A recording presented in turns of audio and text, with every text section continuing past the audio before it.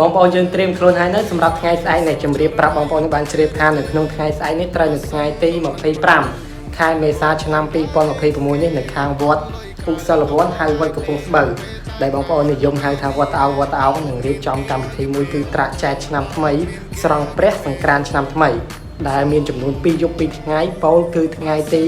25និងទី26នេះបងប្អូនដែលរួមមានកម្មវិធីលេងកម្សាន្តជាច្រើនរួមមានពេលព្រឹកយើងគឺជាទំនៀមទម្លាប់ប្រពៃណីខ្មែរយើងគោរពដល់ព្រះពុទ្ធសាសនាគឺរៀបចំចង្ហាន់ប្រគេនព្រះសង្ឃក៏ដូចជានឹង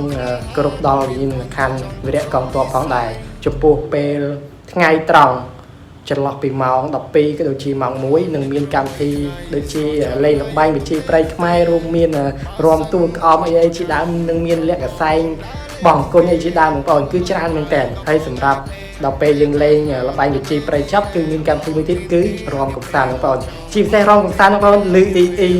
ពូនិយាយថាគឺមាន DJ ផងតែអត់ដឹង DJ អីអញ្ចឹងបងប្អូនមានតែចាំទៅមើលទាំងអស់គ្នាថាមាន DJ មែនអត់ហើយ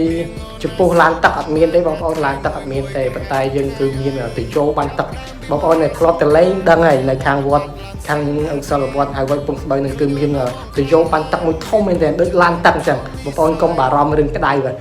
រួមបណ្ដាលេងទឹកបណ្ដាស្បាយបងប្អូនហើយសម្រាប់បងប្អូនយើងដែលចង់រំថន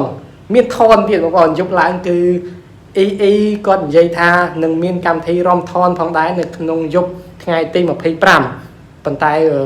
ប្រែប្រួលទៅកាន់ស្ថានភាពជាក់ស្ដែងបងប្អូនចង់ដឹងគឺមានតែទៅចូលរួមនៅពេលថ្ងៃត្រង់អញ្ចឹងនៅពេលយើងចូលរួមនឹងមាន